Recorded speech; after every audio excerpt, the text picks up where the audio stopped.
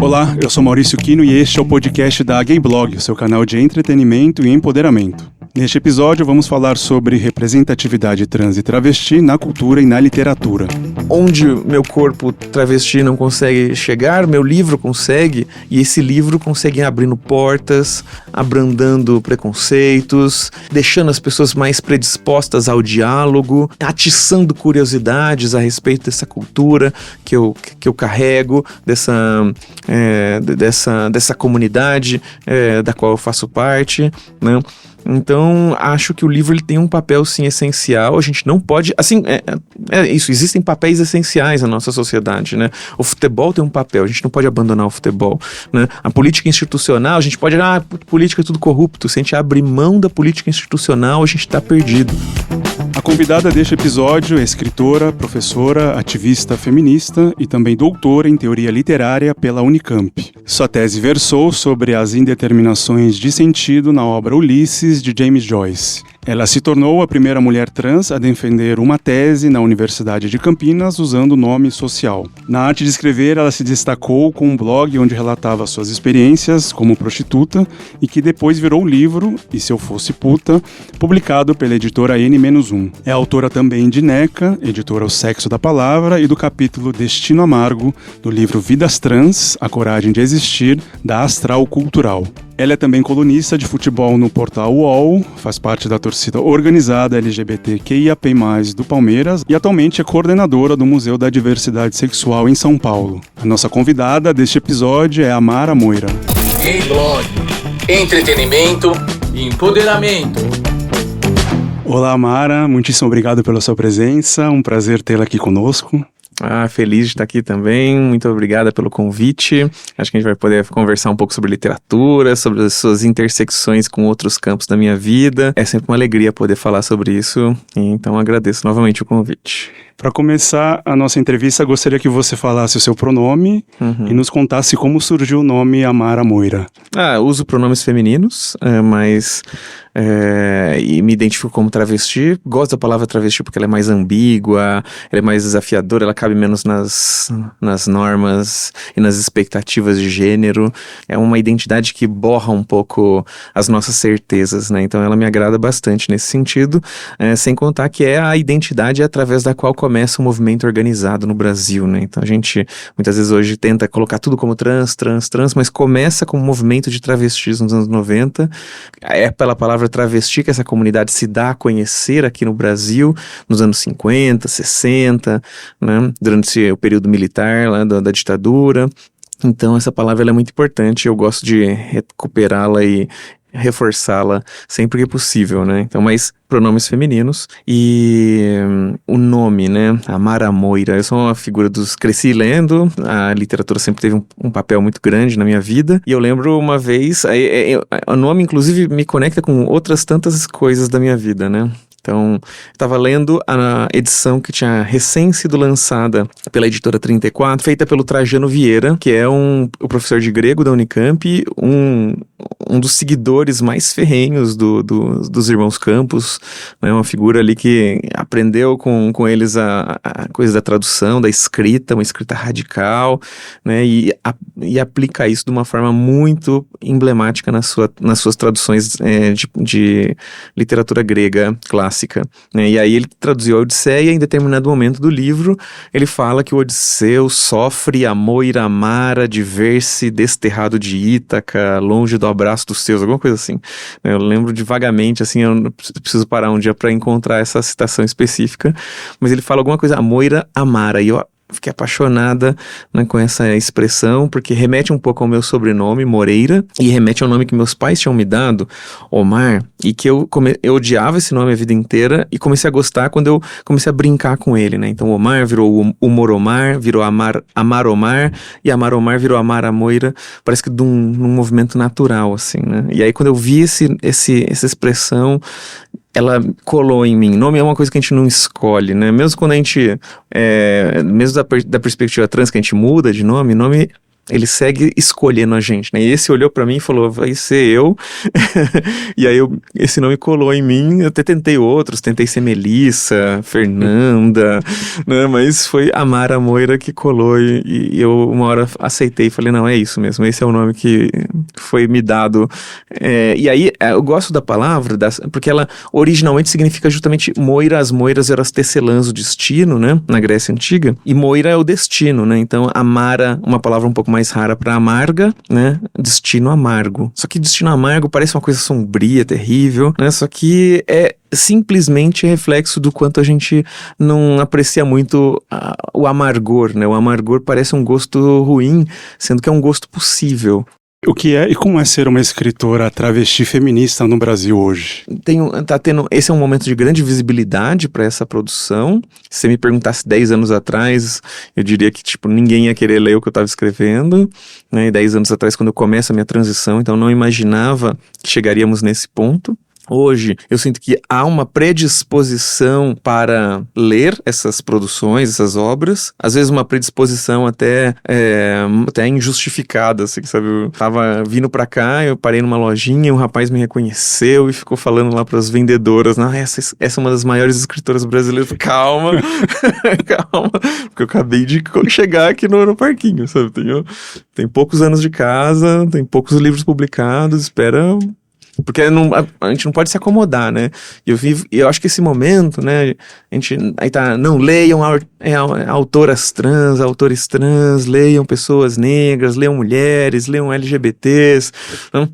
E temos que ler mesmo, mas eu sinto que há uma pressa em querer dizer que toda a literatura que não foi escrita por essas figuras, por esses grupos minorizados, marginalizados, oprimidos, é uma literatura ruim, né? Eu vejo muitas vezes alunos querendo descartar Fernando Pessoa porque ele era machista, né? E querendo abrir mão de um monte de gente por conta de não reproduzir o padrão de comportamento que hoje a gente considera o ideal.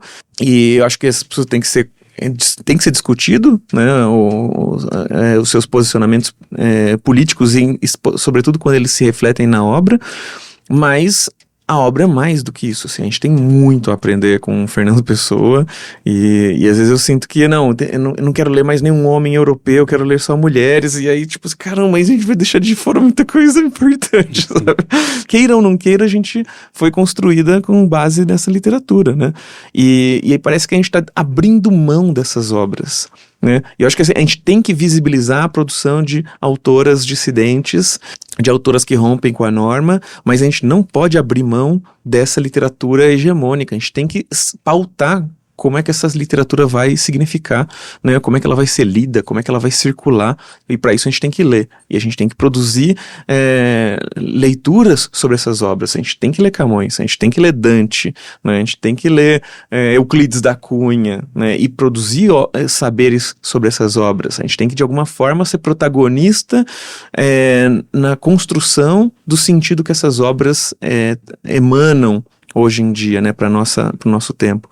Eu sinto que é um erro a gente simplesmente querer visibilizar novas figuras e abrir mão de todo esse passado que foi construído, né? A gente pode ir atrás de figuras que foram apagadas no passado, figuras trans, figuras negras, figuras LGBTs, mulheres, né, figuras fora do eixo Rio-São Paulo, mas a gente não pode abrir mão dessa literatura hegemônica que nos formou, né, e que tá aí, sabe? Você acha que a Academia Brasileira de Letras está preparada para a primeira mulher travesti autora? Não que isso represente, mas pelo simbolismo de ocupação do território, né? Você acha que os imortais, os les imortais estão preparados ou ainda não? Eu não tenho nenhuma vontade de ser imortal da Academia Brasileira de Letras. Eu tenho vontade de ser da Academia Campineira de Letras. Mas só pela zoeira. Existe mesmo? Tem duas em Campinas. É a Campineira de Letras e a Campinense de Letras e Artes. E uma delas tem uma coluna grega, assim, tipo um prédio super brega, inspirado na Arcada. Nossa, esse é um negócio terrível. E aí tem lá, e eu sempre passava na frente e falava, um dia eu vou ser uma imortal dessa academia. Mas eu falava, falar só de zoeira, assim. Mas por que eu quero ser imortal de Campinas? Porque é uma cidade que tem uma fama LGBT, você conhece essa fama? Sim, sim. A fama de Campinas. Era o ônibus, né? Foi pra Baixada, tinha uma história dessa, né? Tem um monte de histórias. Pelotas e Campinas rivalizavam como as cidades que têm a fama LGBT mais forte do país, né? Pelotas atualmente é mais forte. Mas Campinas, né, eu tenho uma revista pornográfica dos anos 80, no final dos anos 80, que tinha uma sessão de piadas, e falava assim, aí a sessão de piadas tinha uma piada que era assim, qual que é a forma mais fácil de cometer suicídio fazendo uma transfusão de sangue com campineiros. Nesse pesado. nível. Na sessão de piadas, história da sessão de piadas, sabe? E aí, então, ou seja, já houve um momento em que a fama foi muito forte e foi se perdendo um pouquinho, mas é uma cidade que tem essa fama, que acha que todo o Brasil sabe dessa fama, e atualmente não é tanto o Brasil assim que sabe disso, nem lembra mais, e tem vergonha dessa fama. Então eu quero reforçar essa fama sendo a maior escritora dessa porcaria de cidade, né? Então, eu não tenho nenhuma pretensão de ser imortal da brasileira, mas de Campinas eu quero que tenha uma estátua minha lá e reforce a ideia de que essa é uma terra de travestis, é uma terra de LGBTs. No episódio anterior, a gente pediu pro nosso convidado deixar uma pergunta para você. Tá. Vamos ouvir o que o Pedro Ambra quis saber. Amara, qual é o papel da literatura na transformação social? Essa pergunta me persegue. Eu tenho questões com a literatura. Eu não gosto, mas ao mesmo tempo eu gosto. Eu acho, às vezes, ela super libertadora, mas às vezes eu acho ela completamente inútil. Então eu queria ouvir. Amara, me diz, dá pra gente usar literatura para transformar o mundo e como? Dá pra gente usar a literatura para mudar o mundo? Olha só, que doideira, né? Essa pergunta também, ela é muito interessante, né? Porque a gente às vezes tem uma noção bonitinha, né? De que ler é bom, né? E todo mundo tem que ler o máximo possível, né? E a gente perde de vista que a literatura tem as suas perversidades também, né? A literatura, ela, ao mesmo tempo que ela pode ser uma ferramenta poderosa de ruptura com preconceitos, né, com práticas discriminatórias, ela pode nos ajudar a perceber o outro por um olhar mais empático, ela também é um dos carros-chefe de reprodução dos discursos discriminatórios, discursos de ódio. Então, a literatura brasileira é uma literatura eminentemente branca, e por branca quero dizer racista, né? Então, é uma literatura que faz muita questão de visibilizar a pessoa negra, e chamá-la por negro, negra, preto, Monteiro preta. Lobato, né? Não, mais do que isso, sabe? Eu nem tô pensando no Monteiro, tô pensando no Guimarães Rosa. Guimarães Rosa tem um conto muito estranho, A Hora e a Vez de Augusto Matraga, que é um dos contos famosinhos dele, assim, do Sagarana. E esse conto é muito estranho, porque a gente vai ter o quê, né? Vai ter um narrador, o Augusto Matraga é uma figura perversa, terrível, odienta, todo mundo odeia esse imbecil. Aí ele é um jagunço poderoso, assim, autoritário. Um dia ele acaba se lascando, é abandonado por todo mundo, deixado quase morto, cai de um barranco, quase morre, e é resgatado por um casal que o pega, ajuda ele a se recuperar, e ele fica grato a esse casal, né, e vai tentar, e aí começa a trabalhar para bancar esse casal, né, vira um trabalhador, ele muda da água pro vinho, né. Só que aí qual que é a questão? Toda vez que o narrador vai se referir a esse casal, vai falar o preto, a preta, né? Não tem nome, eles não têm nome. Quando o personagem, o Augusto Matraga, vai se referir a eles, vai chamá-los pelos seus nomes. Sempre pelos seus nomes. Então, existe um descompasso muito grande entre o personagem, que tem uma relação afetuosa com eles, e vai chamá-los pelos seus nomes, e vai ter esse narrador que parece que é um narrador racista. Eu não sei exatamente qual que é o rolê que o Guimarães... Não sei se é proposital isso, né? Porque é tão escancarado, escrachado, né? E eu tô falando do Guimarães, mas assim, o Jorge Amado, né, um bilhão de outros autores, Érico Veríssimo, todo mundo, assim, os grandes escritores brasileiros fazem questão de o tempo inteiro. Você vai falar de um homem branco, você vai falar o homem, o moço, o rapaz, né? Você vai falar de um homem negro, é o negro, a negra, né? Então, ou seja, a literatura brasileira é uma literatura que ela reproduz racismo nos mínimos detalhes ao longo de toda ela, sabe? Então, é uma literatura que tem muito pouca consciência disso, né? Então se torna um elemento de reprodução dessa lógica racista, né? De naturalização dessas práticas e tudo, né? Assim como do sexismo, né? Os corpos padrão, né? A gordofobia, a LGBTfobia, né? Então a gente vai ter a literatura como um espaço de exercício de reafirmação desses discursos discriminatórios.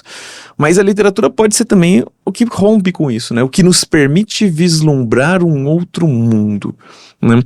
E aí, às vezes, a gente vai, inclusive, utilizar de uma linguagem discriminatória para deixar que esse outro mundo seja entrevisto. Um caso, por exemplo, é o Bom Crioulo.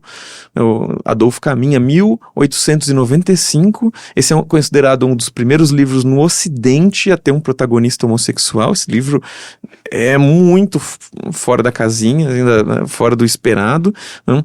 E aí o que a gente vai ter nesse livro, né? A gente vai ter lá um narrador que vai dizer, não, eles cometeram pecado contra a natureza, o crime contra a natureza, fizeram a pior coisa que se pode fazer, uma perversão, uma doença, cederam ao vício, né? Mas ele vai descrever nos mínimos detalhes como um homem se apaixona por outro homem do nada, sem ter nenhum tipo de vício, predisposição, hereditariedade que justifique isso. Simplesmente ele estava de boa na vida dele, não tinha interesse em mulheres, não tinha interesse em homens, não tinha interesse em ninguém, só vivia a vida dele, né? O Amaro, né? E de repente ele se depara com o Aleixo, esse jovenzinho, com seus olhos claros, e fica apaixonado por ele e do nada, então faz de tudo para conquistar esse rapaz. Então a gente vai ter uma relação ali de um adolescente branco com esse adulto negro, né? Uma relação atravessada de questões de poder, né? De questões de racismo, de questões de LGBTfobia. Então me parece assim que tem essa aparência de um romance patologizante na superfície, mas usa a linguagem da patologia para permitir que a gente veja um outro mundo. Então, tanto que esse livro vai ficar abandonado. Por mais que ele tenha essa linguagem patologizante, ele vai ser entendido como uma afronta, né? E vai ser escondido até que a tradução para o inglês faça com que a gente se dê conta do papel fundamental que esse livro tem na história do Ocidente. Então, a literatura nos permite isso. Onde meu corpo travesti não consegue chegar, meu livro consegue, e esse livro consegue ir abrindo portas, abrandando preconceitos, deixando as pessoas mais predispostas ao diálogo, atiçando curiosidades a respeito dessa cultura que eu carrego, dessa comunidade da qual eu faço parte, né? Então, acho que o livro ele tem um papel, sim, essencial. A gente não pode... Assim, isso, existem papéis essenciais na nossa sociedade, né? O futebol tem um papel, a gente não pode abandonar o futebol, né? A política institucional, a gente pode... política é tudo corrupto. Se a gente abrir mão da política institucional, a gente está perdido. Amara, depois de toda essa sua trajetória, livros, palestras, entrevistas, você se vê e assume esse seu papel de representatividade trans-travesti no campo cultural? Então, eu assumi recentemente, né, como coordenadora de exposições e programação cultural no Museu da Diversidade Sexual, e era um sonho poder trabalhar nessa instituição. Assim, era uma instituição pequenininha que eu vi nascer, eu vi surgir, eu passava no Metrô República e entrava, dava uma olhada nas exposições, era sempre uma coisa muito... mas era uma coisa piquititica, né? E agora esse museu, ele cresceu, ele foi expandido, ele agora tem um tamanho 5 vezes maior do que tinha antes, e ele está às vésperas da reabertura, né? A gente está tentando organizar para a reabertura acontecer agora junto com a parada LGBT ali no junho, né? Começo de junho, final de maio, talvez, se possível. E aí era um sonho antigo trabalhar um dia nessa instituição, mas eu imaginava que ia ser um sonho pro final da vida, assim, quando tivesse as coisas mais organizadas. E aí veio a possibilidade de antecipar e tentar viver agora. Então eu falei, vamos lá descobrir qual é que é, né? Mas então eu tô muito empolgada nesse começo. A gente tá enfrentando dificuldades, cortes de orçamento, né? Então o museu fechado, então com o museu fechado é difícil até de negociar, né? Como é que a gente aumenta o orçamento e tudo mais, mas a grande questão é que eu tô muito empolgada com a possibilidade de visibilizar debates novos, né? Trazer esse nome do museu, Museu da Diversidade Sexual. Eu quero que ele realmente implique que uma diversidade, sabe? Então tem alguns debates que esse museu ainda não soube fazer muito bem, né? Que ainda tem um pouco de receio de fazer o debate do trabalho sexual, por exemplo. O trabalho sexual tem que estar ali na ordem do dia do Museu da Diversidade Sexual, né? E para além da questão LGBT, inclusive, assim, né? Acho que é isso, mas sobretudo pela questão LGBT, porque o trabalho sexual é algo que atravessa a nossa história nesse país, nessa sociedade, né? Então, os primeiros registros de travestis que a gente vai ter estão muito atrelados ao trabalho sexual aqui em São Paulo, por exemplo, no Rio de Janeiro, né, coisas de 100 anos atrás, 150 anos atrás. Foi através desse trabalho que a gente foi conseguindo construir o nosso direito de existir, foi viabilizando nossa existência, com esse dinheiro que a gente foi viabilizando nossa existência, né, e diante de um Estado que queria a gente morta, que queria que a gente desaparecesse, que criou leis discriminatórias que permitiam a nossa prisão arbitrária, inconstitucional, que tratava isso com naturalidade num contexto em que ninguém se compadecia das nossas dores. Então, de alguma forma, essas violências cometidas contra nós eram recebidas com indiferença por outros grupos, mesmo LGBs, assim, sabe? E, na sua opinião, o que falta na esfera pública para que se desenvolvam mais e mais oportunidades para pessoas trans e LGBTQIAP+, e nossas interseccionalidades no campo da cultura? Então, acho que... Então, aí um dos motivos de eu gostar muito de estar no museu é justamente de poder ser uma articuladora, né, nesse processo de criação de uma nova memória, né, de uma outra história do Brasil a partir da perspectiva LGBTI+. Né, acho que esse é um dos nossos papéis, dos nossos desafios também, né, a gente poder criar uma outra história para o Brasil com outros referenciais, com outros nomes, com outros símbolos, né? E aí a gente poder ter Tibira, poder ter Chicamani Congo, poder Felipa de Souza, que foram as primeiras figuras atacadas, né, as primeiras grandes figuras notórias, assim, atacadas, né, pela moralidade cristã europeia, né, ali através da Inquisição, através da colonização, né? Então Felipa de Souza foi a primeira lésbica condenada em Salvador em 1592, ela passou o rodo na mulherada em Salvador naquele momento ali, foi denunciada para a Santa Inquisição e foi punida. A Chicamani Congo foi denunciada por vestir roupas consideradas femininas em Angola e Congo. Nem eram roupas que aqui percebiam que eram femininas, eram roupas que lá eram entendidas como femininas, e dos gimbandas ou quimbandas, que era a palavra na época traduzida por sodomita paciente passivo nosso, né? E então a Chicamani Congo está sendo denunciada por vestir essas roupas, né? E aí olha só a roupa como uma questão importantíssima, né? Mas uma roupa que só quem era do meio catava, só quem era do rolê, sabe? Então tinha um código já de vestimenta para identificar, né? E aí ela entra para a história como a primeira travestida de que a gente tem registro, né? Então uma pessoa escravizada, né, que vivia em Salvador e vai ser denunciada nessa primeira vinda da Inquisição, né, 1591, e aí se torna então um símbolo de uma cultura, né? E Tibira é uma história muito louca. Tibira é uma palavra do tupi antigo que era também traduzida por sodomita paciente pela Inquisição. E aí tem uma figura no Maranhão de ocupação francesa que vai ser amarrada na boca de um canhão e vão dar um disparo fatal e despedaçar esse corpo ao meio para purgar na terra dos crimes de sodomia cometidos por esse indivíduo, né, que não tem nome. E aí um pesquisador contemporâneo, Luiz Motti, resgata essa história e propõe o nome de Tibira para esse nome, né, um nome que marcava justamente a dissidência dentro da cultura tupinambá, né? Então propõe Tibira como nome desse indivíduo, aí esse indivíduo passa a ser conhecido como Tibira do Maranhão, né? Mas é isso, né? Mostra como é que foi esse processo de implementação da LGBTfobia nesse território, né? E aí a gente poder falar sobre isso, poder ter uma noção clara de quem foram essas figuras, né? Poder elencar quais são essas figuras que a gente quer colocar como mártires, né? Símbolo da luta pelo nosso direito de existir, né, contar a história desse país por um outro prisma, visibilizando o fato de que estava na raiz do projeto colonial a erradicação da sodomia. A LGBTfobia, então, fez parte desde o começo do processo colonizador, né?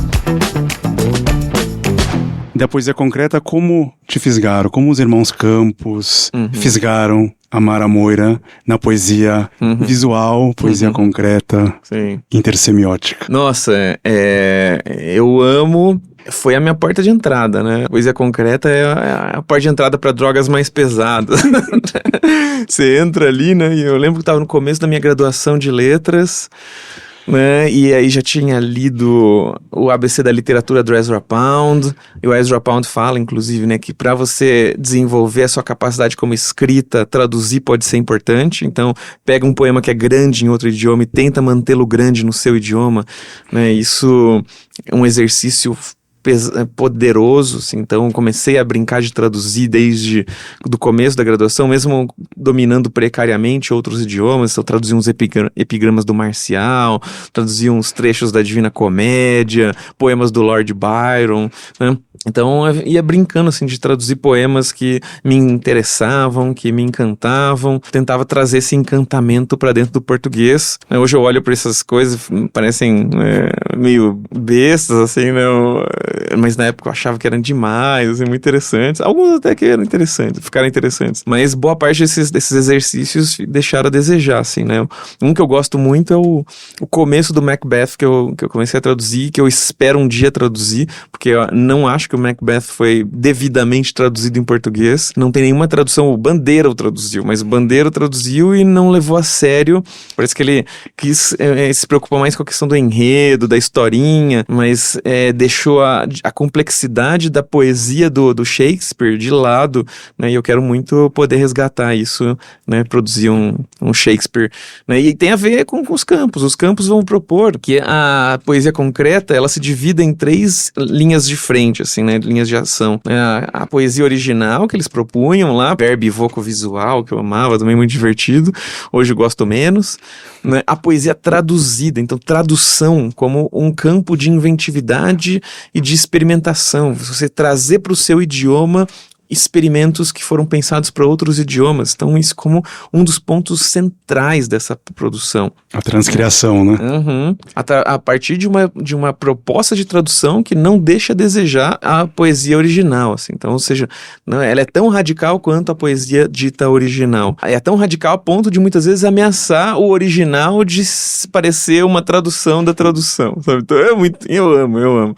Eles eram muito um tanto narcisistas, assim, egocêntricos, mas é muito divertido. E a questão da crítica, né? Então o poeta também tem que saber ser crítico, né? Tanto no que ele seleciona como influências, mas também na hora de escrever sobre literatura, inventar novos olhares sobre literatura. Então exercitar essas 3 esferas da vida, a produção autoral, a produção como tradutor e a produção como crítico, isso desde o começo da graduação me encantou, e então fui tentando exercitar esses 3 campos da minha... Mas parece que assim, eu estava sempre exercitando, estava sempre treinando, afiando a minha escrita, mas só com a minha transição eu encontro o meu tema e o meu propósito maior a partir da literatura, né? Então eu quero trazer, né, a questão trans, travesti para o centro da minha produção literária, e espero que chegue num ponto em que que as pessoas leiam, os leitores leiam, e eles não sintam, a Mara só escreve de travesti. Não, é todo um universo que é criado a partir da travestilidade. Assim como as pessoas não olham pro James Joyce, pro Ulisses, e pensam, nossa, o Joyce só escreve de dublinense, de Dublin, da Irlanda, né, que coisa monótona. Não tem monotonia ali, porque é um universo à parte, sabe? É um multiverso ali, para que a gente chegue num momento em que a travesti também tenha esse reconhecimento, eu preciso ainda avançar um pouquinho. Esse é um dos meus propósitos, e eu me baseio muito, tanto nos Irmãos Campos, quanto no Joyce, o Pound do ABC da literatura. São obras que são centrais para eu pensar a escritora que eu quero ser e que eu tenho tentado ser. Eu tenho um trecho preferido do seu livro, Se Eu Fosse Pura Puta, que é no capítulo que fala, além de fazer putaria, a travesti ainda inventa de escrever poemas, em que você usa pajubá em cada linha. Você poderia ler esse trechinho? Ode ao Cat. Moira amarga, amara sina, checa quando faz a chuca, neca quando a queracona. Qual a graça quando ela fina, quando ela pena, menina? Quete não se faz igual, queijo fofi não faz mal, neca inquieta, aguela, língua, garra o picu, força o bilau, grita Cláudia, neca míngua. Então é um poema que vai estar falando sobre um boquete, mas numa perspectiva toda cifrada, né? E é a partir do bajubá, né? Dessa linguagem que é tão importante para mim, para a cultura travesti, e que de alguma forma também dialoga um pouco com essa minha experiência com Joyce, assim, né?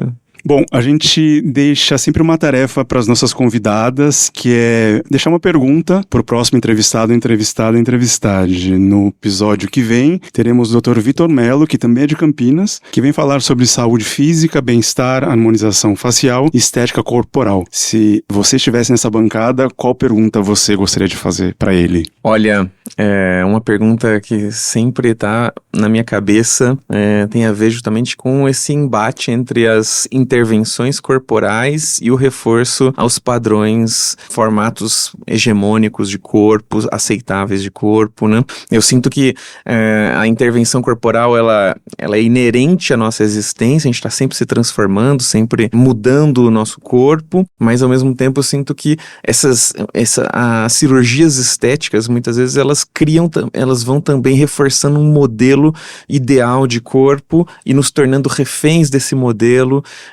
e fazendo pressão sobre quem está fora desse padrão, né? Quem está mais distante desse padrão. E como as pessoas fazem para te encontrar, Mara? Você tem algum livro em vista? Como é que as pessoas podem te seguir e saber sobre as suas novidades?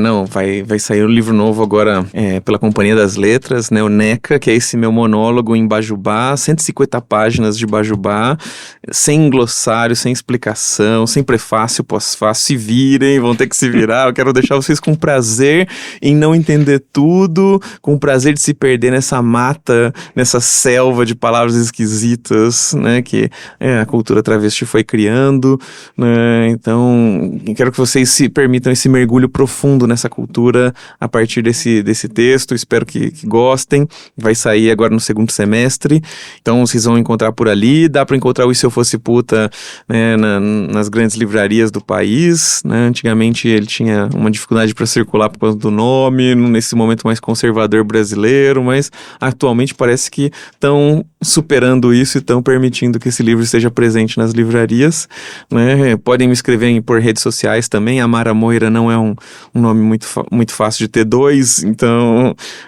vocês vão reconhecer ali a minha carinha, Twitter, Facebook, Instagram, são as redes que eu utilizo, né? As outras eu não tenho maturidade para cuidar de mais de 3 redes por enquanto. Espero ficar só nessas 3, mas vai ser fácil de me encontrar por lá e nas estantes das livrarias. Muito obrigado, Mara, pelo seu tempo, existência e resistência. Muito obrigada pelo convite, espero que tenham gostado, que tenha feito sentido, que eu não tenha falado demais, que eu sou meio faladora, mas muito obrigado então. Você acabou de ouvir o podcast da Gayblog, o seu canal de entretenimento e empoderamento. A Gayblog tem apoio da Scruff e do festival Hell in Heaven. Nosso editor-chefe é o Vinícius Yamada e este episódio conta com a edição de som de Daniel Bayer e foi gravado nos estúdios da Antena Zero. Eu sou Maurício Quino e nos vemos no próximo episódio. Até lá!